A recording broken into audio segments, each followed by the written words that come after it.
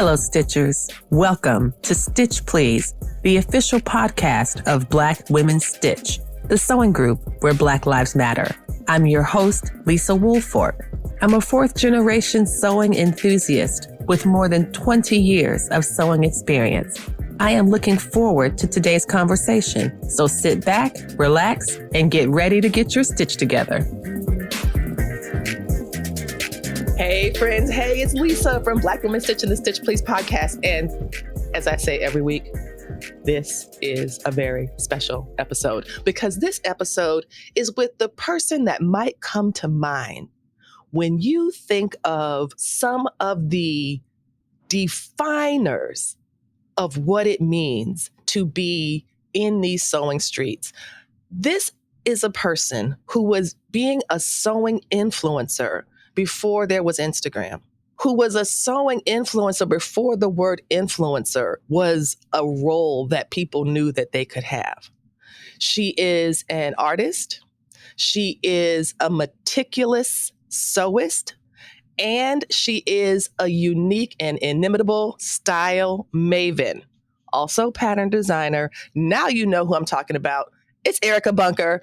Welcome, Erica Bunker. Thank you so much for being with us today. We are so happy to have you on the Stitch Please podcast. Thank you so much, Lisa. I need to hire you as my PR manager with an introduction like that. I am glad to say it because I only tell the truth, friend. I only tell the truth. And I would love for you to talk with us about your sewing story. How did you get started sewing and how has it stayed with you this long? But what was your sewing story? Well, I grew up in a family where that was just one of the domestic things that everyone did. And it was kind of honed in when I was in eighth grade home economics. And just like most little girls in eighth grade, like you took home ec, the boys took wood shop. Mm-hmm. And I learned how to read commercial sewing patterns then. And we just kind of went through and made the basic things like pillowcases, pajama pants. And at the end of the school year, we had like a little fashion show. I remember making like a little 2-piece short set. I wish I had pictures, but back in the dark ages, no one was taking pictures of everything and capturing moments like we do now. But that's basically how I got started. And I was a girl in high school in the 80s. We didn't sew back then. That was just like special occasion stuff like prom dresses, like homecoming or whatever. Mm-hmm. And we were all into like our little designer clothes. We all had to have the Jordache and the Guess jeans. And yes. Oh my goodness. The Guess jeans, girl. Yes. So sewing kind of fell by the wayside. And by the time I had kids, I would make like their little Halloween costumes. Right. If they had something in a play and they needed a costume for a show, here, I'll make you Abraham Lincoln, girl. Why do you have this role? Here it is. Exactly. That's what we did. And, or I would hem like some curtains and things like that. I had like a little base model, little El Cheapo sewing machine. Wow. Yes. The one that you got for $99 right off the shelf. It said sewing machine. Was the box open? Maybe, girl. I don't know. It could have been. It could have been. It was what we could afford. And I sold a lot of good I hemmed a lot of good curtains on that machine. Right. And so I think the first time I got back into like making clothes for myself was when I was pregnant with my youngest daughter, like 1997. And I remember buying like this cute Calvin Klein kind of like a maxi dress. I remember it had like cut-in shoulders, it was racer back and everything. I was like, this would make a really cute maternity dress because I wanted something that looked classy and everything, but didn't have like all the pleats like right under the bust. And you were a pregnant woman, not a teddy bear. So you did not need anything with a bow around the neck. You didn't need like the big collar.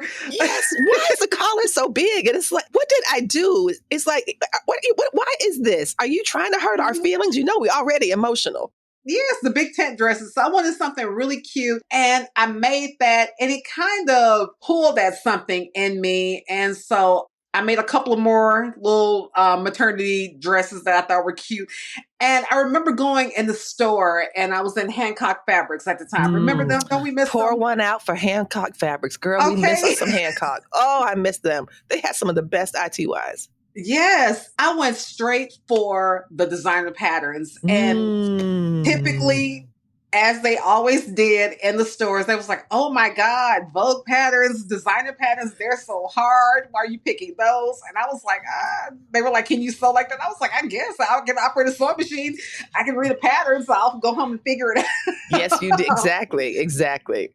I mean, like, I don't know why people try to put that seed of fear in people when it comes to sewing Vogue patterns. I never understood that, because I always saw Vogue patterns as like almost, well, the ones that they used to have back in the day. Yes. The Yes. designers, they were like a master class in sewing. Like, you learned so Mm-hmm. many things from sewing them. So Yes. so I just made like a cute little maternity wardrobe, and that was probably my first foray into sewing adult clothes using commercial sewing patterns. I love this story, Erica, because what I appreciate is that you went to home ec in eighth grade. And this is really an interesting and crucial time, because some people that year, that eighth grade home ec year, sometimes decides if they will hate sewing forever or if they will love it forever. Right. And some folks are like, oh, I didn't want to make a stupid pillowcase and a tote bag. But rather than thinking about the projects, you were thinking about the process. Yes. You learned how to read that guide sheet. You knew that, oh, wait, there's an 800 number here. If I have problems, I could call them. That's Okay. in the guide sheet.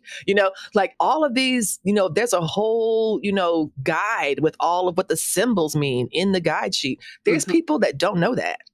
And Yeah. you knew that from eighth grade. And so from moving, Right. so it's like, you know what? I know how to read a pattern.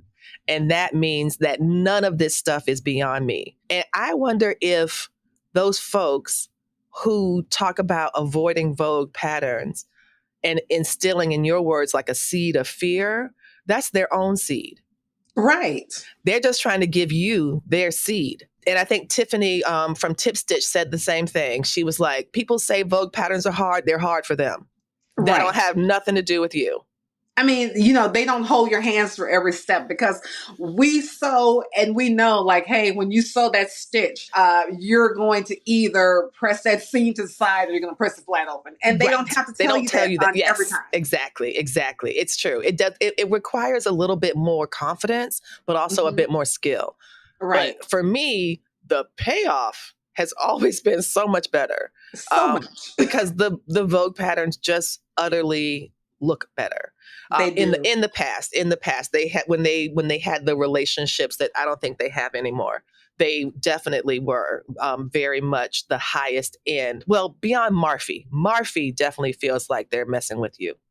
The Marfie A patterns, Marfie with they no playing with your instructions. emotions. Marfie's Yeah. like, you want to sew? Ha ha. Here's the picture, and here's some pattern pieces. Figure it out, girl. Yeah. Tag us when you're done. And it's like, wow, they really don't like you like that. And I'm like, you know what? That's okay. Not at I'm gonna all. leave that for the true experts. I'm not gonna be that much of an expert. I'm gonna be a Vogue expert and live with that. I'm not gonna be a Marfie expert. But I have a friend, a colleague who loves Marfie patterns, Mhm. loves them. And I'm like, girl, I'm so glad I'm leaving these for you to enjoy. Yeah, I never really got into them. I want to have like the directions there in case I need them, and then I'm going to do my own thing. Yes, a little bit of guide. Now, a little bit of A guide. little bit. Now, you went from being someone who sewed their own maternity clothes. Mhm. And can you talk about some of the empowerment? Maybe that's the wrong word, but something about what was in it for you to be able to create a maternity look that appealed to your own sense of style versus having to only accept what was available in the store? Because I wanted to still look cute, Lisa. I didn't want to wear the tent dresses that with the pure waist that tied in the back.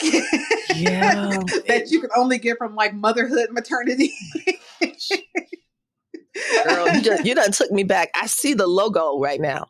I Yes. see all those tank tops I bought. It's like, wow. Oh my gosh. Yeah. Yes. I went and bought like basic things. Like I bought like the maternity jeans and I made like my own tops. Yeah. And Yes. things like Yes. that. Yes. I remember I made a coat. A Mhm. maternity coat, and I made a few dresses that I also like really liked. And when you want to look cute, and that cute is something that you can define for yourself, what I hear in this is that you wanted to preserve your sense of style. Yes, I did. And now here you are as Erica Bunker, DIY style, and you've got the YouTube channel. Was there something in that I'm putting this on, I am pregnant, and I am still myself, that also led you to try to want to help other people to learn more about improving or engaging their own style? Well, I didn't get to that point until probably like after about 7 years after that. When I Mm, became a stay-at-home mom, I was yes. looking for hobbies, and Yes. the sewing didn't even occur to me at the time. Really? Are you serious? It What, didn't. what were you I doing? was Were you painting? Were you collecting rocks? What were you doing? everything. I was everything. I was a serial hobbyist. I did everything. I kind of landed in the crochet lane, and Oh, I saw, and I got online. I started kind of looking for information about crocheting, yes. um, because some of the crocheting look a little country. It can look a little, I don't know. I'm not the target market for this. That's what it looks like sometimes. Yes, Like, and so I wanted to like kind of get a little more information, and I just kind of started doing online searches, and I said, "Oh, okay." So a lot of people that crochet also knit, and so oh, I went to some knitting classes, started knitting, and when I was looking for more information about knitting, because I was always online searching for information, I said, "Oh, these people not only do they knit, they sew.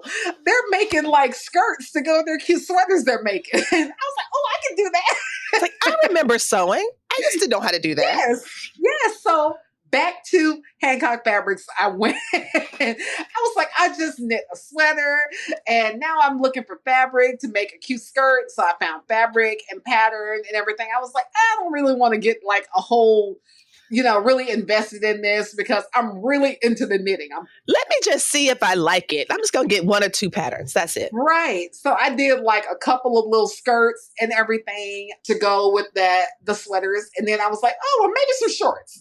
Maybe I'll do shorts this time.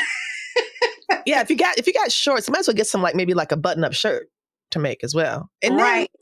And it just kind of went on from there. And then I started, I think I got a pattern that kind of gave me a little bit of difficulty, and I did like an online search. I was like, anybody else doing this? And I kind of looked it up. And that's how I discovered pattern review. yes, yes, yes. Y'all, patternreview.com was and still is a really great clearinghouse of information in the sewing community. And this is when I first started following Erica. And I think it was around 2007, maybe even earlier than that.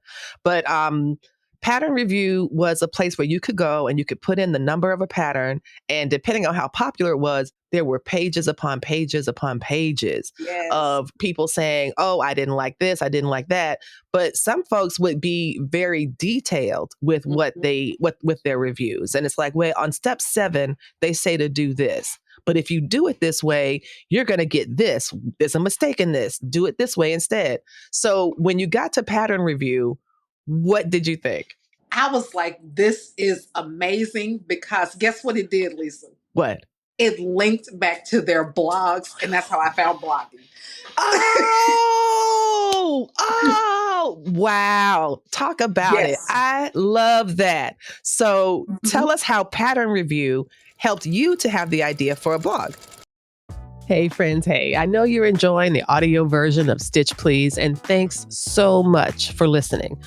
But you're missing out on all the great stuff going on behind the scenes. That's why I'm inviting you to join our Black Women Stitch Patreon. For as little as $5 a month, you can see all the video versions of the podcast. Plus, you get some amazing swatch cards. You know how much I love these swatch cards. Look, see how cool these are? Oh wait, you can't You can't see them because you are not yet on the Patreon. So when you join the Patreon, you'll be able to see this, me showing you these amazing cards. We also have some great perks at the other tiers, like discounts, swag, office hours, and more. Don't be the last sewist in the group now. Head over to patreon.com/blackwomenstitch or click the link in the show notes and become a Patreon supporter today. We truly cannot do this without you. So thank you so much. And I was like, oh my God, they are taking pictures and posting. I was like, I want to do that. I mean, so, we had our little phones back then that had the really crappy picture quality and everything. But I was like, I'm going to do this. And I took those for a while and I was like, I think I'm going to go out and buy a camera. So I went out and bought my first digital camera. Yes. And so we went from there. I invested in a Nikon. It was a Nikon D40. Wow. I took a photo class and everything on how to use it. Yes, And, yes. You remember Wolf? I think it was like Wolf Camera or Wolf Photo. Yes, I I do. went there, took a class on digital photography, how to get the lighting right and everything. Yes. And I was like, okay, this is on and popping now. I'm going to do this. And so I started posting more and taking pictures of everything and engaging in different groups. There was another group. I can't even remember the name of it that I used to participate in. But Diary of a Sewing Fanatic was also in that group. And I think we connected back then on that site because it was only like maybe 5 Black. Yeah, there were not that many at all. Not at all. And that was it was, and it's really difficult to sometimes explain to folks now how even 5 years ago things are different than they are now. But especially 15 years ago. Yes. Like 2000. Almost 20 years ago. Yeah, it's true. It is almost 20 years ago. And it is this situation where we were there, but the visibility was it was difficult. It was difficult to find each other. And that was one of the reasons, like for me, when I'm sewing, it's useful to have somebody who is like a body double. It's like, oh, wait, look, she got a booty. She got hips. Okay, good. Oh, so this is going to work. It works for her. It's going to work for me. And I think there was not a lot of that. And I was just, it's kind of like when you see the Black person on Wheel of Fortune. I'm rooting for him. So I saw you. I was like, oh, look at her. Look at her pictures. Look at her this. Look at her that. I wasn't seeing anyone that looked like me. Either women were heavier or they were shorter. And nobody was making the type of adjustments that I needed to make. I was always like small waist, curvy through the hips and butt and everything. And so Pants and I fought for years. Really? And I had to learn because there were no instructions in the books on how to make like full seat adjustments. Wow. Like the white women were making the flat seat adjustments. Yes. And yes. so and they were extremely critical of Black bodies. These women from Middle America had never been up close and personal with Black bodies before. And they were like, untuck those shirts, cover up those big butts and them thick thighs. Wow. They were horrible. And oh my gosh, girl. And this is because, so is this when you were, and it's so interesting you mentioned this because I am interested in how there are elements of sewing. Well, all of it's America. There's racial elements, there's racial distinctions. The fact that all these sewing patterns that we have were based on the measurements of white women from the 1940s, and they deliberately excluded Black women from those studies, and from those like coming in and share your measurements. And so we don't have what I think Ithaca Maven talks about a lot. She does the kind of the in or out measurement for her pants ideas. Yeah. She's really committed to that. She's like, we need human-centered design. Human-centered design, something that looks at a variety of bodies. Lisa, the pants patterns were so straight that it was like stuffing a beach ball into a pillowcase. Why are y'all trying to make me wear white lady pants? It's And not gonna fit. and I'm like, what am I doing wrong? I'm cutting my size. And, the pockets were gaping Smiling. out Mm-hmm. and the smiling crouches. And Mm-hmm. there was not enough length in the crouch. Yep. Yep. And they were gaping horribly in the back. I knew how to fix a gaping upper back, center back in Yes. pants Yes. because I would do that with pants that I would buy at the store. I knew how to take them in the waist. Yes. But getting those pants on. And it's nothing more frustrating for me to measure your body, measure what the pattern says it's supposed to fit, and then going to put it on and feeling like, what, and in your own words, what am I doing wrong? When the answer Right. is you aren't doing anything wrong. Right. The problem is the pants were not designed with your body in mind. Exactly. And it's going to take a whole different pattern to make it work. Exactly. And I mean, like they would be like perfect and meticulously sewn. Oh, definitely. But the crouch area. Yeah. Yeah. And that is like the hardest part of pants. And to get it to, for me, it's an interesting example of what happens when your model is too narrow. Yes. When you begin with a base that is this small, that is only going to fit a narrow swath of the population. And then everybody else in the world is supposed to learn how to do adjustments. Right. As opposed to other parts of the world, like in Nigeria, for example, I talk with a Nigerian seamstress and she's like, we do not start with commercial patterns. We start with our body measurements and then we learn to draft. And I just think that is such a good and affirming way it is to learn how to sew, because you don't have to worry about, oh, I'm sized out of this pattern, or Right. I don't have enough fabric to make this, because you know your body. And you learn to, I think, you learn to sew for it with love rather than with frustration. Right. I agree. And I think one of the best times was when I finally saw someone, I don't even remember who it was, make a full seat adjustment. And I was like, the light bulb clicked on. And I was like, that's it right there. The full seat adjustment, adding a little more length to the crouch curve. Yes, yes. And that was it. It was the game changer. And then I learned to do a sway back adjustment. Yes. Yes. Because I'm like, why is all of this fabric pooling and the small of my back? Yes, exactly. Exactly. It's like, oh, wait a minute. So if I pleat this back here before I cut it, and this, that these pattern pieces look kind of weird. It's like, oh my gosh, this looks so much better. Yes. And you know what? And then I had to get over the fear of like just manipulating and altering patterns and everything. If it doesn't have a center back seam, I'm going to put one in there so I can do my sway back adjustment. Exactly. Exactly. And I think that what you're describing is being able to pursue your vision of yourself. Right. You had an idea of what you wanted your garments to look like. You knew what you wanted them to fit like. And the current patterns were not doing that. And so you could take your skills and say, you know what? I know how to alter. I know how to make these changes.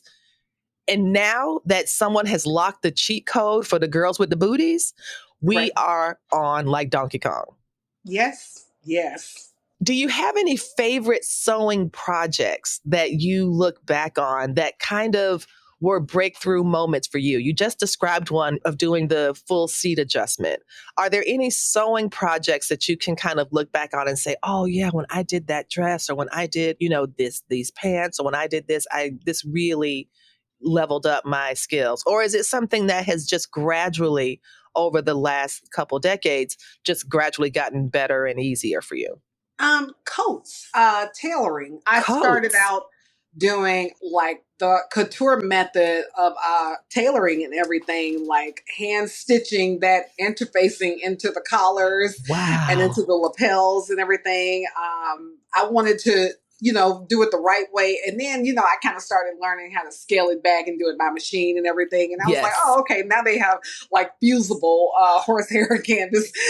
And I'm like, Wow. I'm not driving myself crazy anymore. I don't have anything to prove anymore. It's like, I know how to do it for real, just so everybody knows. I know the rest of y'all in here don't, but I do.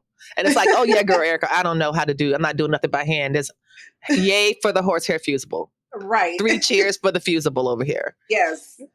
And so that was probably one of my favorite things to learn to do was tailoring. I got like so many, and I still do. Like when I wear my coats and everything, I have coats that I made like 10 years ago that are still in heavy rotation in the wintertime. I love that. And this is another thing about sewing. When you sew something, it lasts. Mm-hmm. It does. Lasts.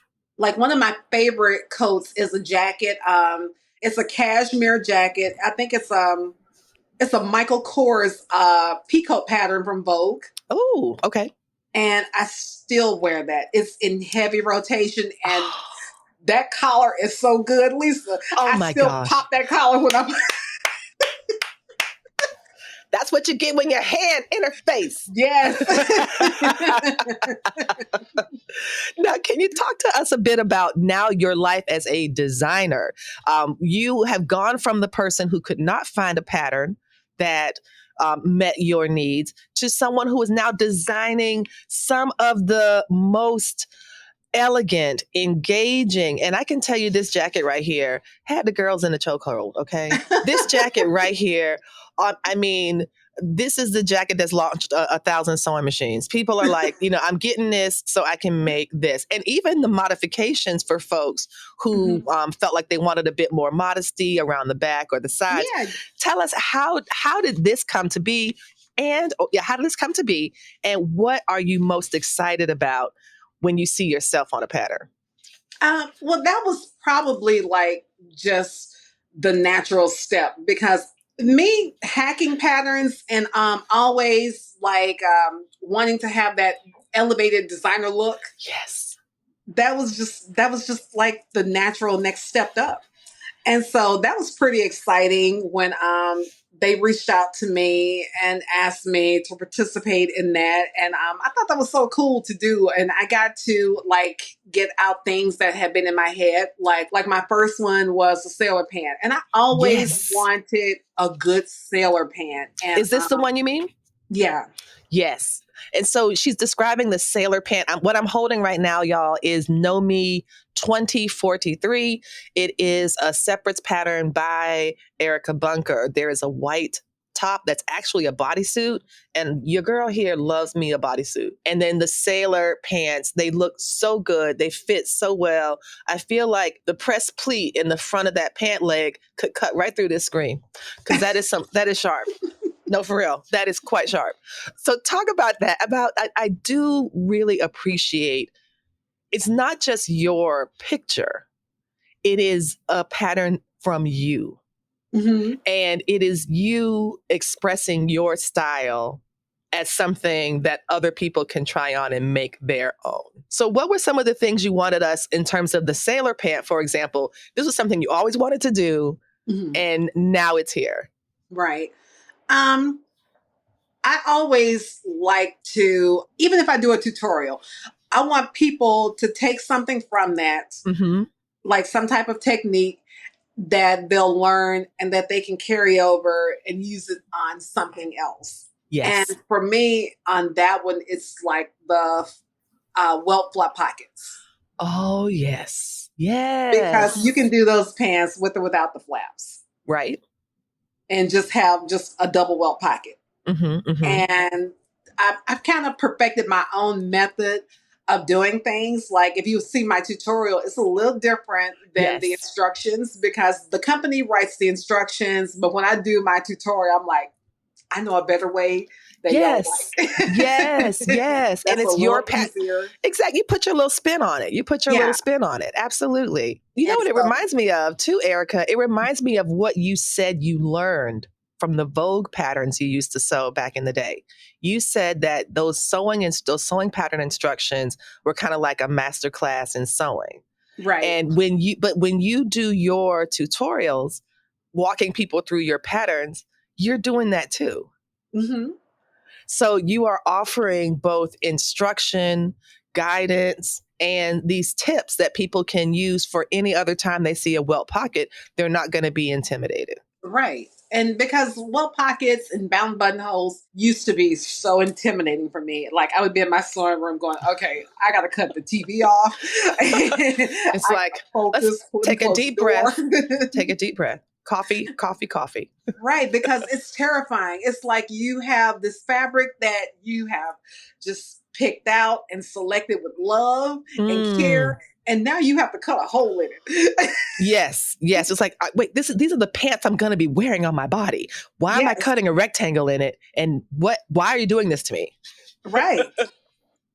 I cut a rectangle and then I'm covering it with 2 more rectangles. What is happening? Exactly. And so, and I thought that, I feel like a lot of people fear doing, more advanced techniques like that. And so it was my goal to like kind of do something, find a way to do it that I like to do it, and then share that with other people. Yes. So that they wouldn't fear doing it. Yes. And I think you are being successful at that and have been successful at that in so many different mediums, especially on YouTube, where your DIY style is such a powerful channel and people, they flock to you. And you are, I think, when people think about sewing influencers, your name is one that is always in the conversation. And I think for me, at least, it's because of your unique sense of style, as well as kind of being, maybe in some ways, this might be a little corny, but like a style ambassador that you don't want people to dress like you. You want people to dress like the best versions of themselves, right. To find their own style. You aren't saying you've got to wear these pants with this shoe because I said so. You're saying, how do you find what you need to meet your own style needs? What is your favorite bit of advice to offer somebody who is trying to develop a personal style? My thing is that I still enjoy going into fitting rooms and just trying things on and seeing what works for them, seeing what works for me rather. And I advise people to do that. Okay. Like when you see people whose style you admire, like think about like, what is it? And will it work for you? And you can kind of like go, well, okay, well, I like the way she's wearing that outfit. Now, if I was going to wear it, this is what I would do different. And, and kind of go from there and kind of hone it in and make it your own. Yes. I really appreciate that. I cannot believe that our time is drawing to a close, but I have to ask you the question that I ask everybody on the podcast. And it is this. The slogan of the Stitch Please podcast is that we will help you get your stitch together. Okay. Erica Bunker, style maven, pattern designer extraordinaire. What advice would you have for us to help us get our stitch together? Just approach sewing in a fearless way. Don't be afraid to sew the pattern. Don't be afraid to cut the fabric. If you mess it up, there's a lesson there. You've learned what not to do the next time. Very true. Very true. Oh, I love that so much. Erica, thank you so much for coming on today. Tell us where people can find you so we can follow and continue to celebrate you. I'm primarily on Instagram, and I'm Erica Bunker on Instagram. And hopefully I'll be doing some more projects and things like on YouTube. And I play around on TikTok a little bit. I'm Erica Bunker DIY Style on TikTok. And just out there in those internet streets. And we are grateful that this is so. Thank you so much, Erica, for being with us today. We really appreciate you. Of course. And thank you so much for having me. You've been listening to Stitch Please, the official podcast of Black Women Stitch, the sewing group where Black Lives Matter. We appreciate you joining us this week and every week for stories that center Black women, girls, and femmes in sewing. We invite you to join the Black Women Stitch Patreon community with giving levels beginning at $5 a month. Your contributions help us bring the Stitch Please podcast to you every week. Thank you for listening. Thank you for your support, and come back next week and we'll help you get your stitch together.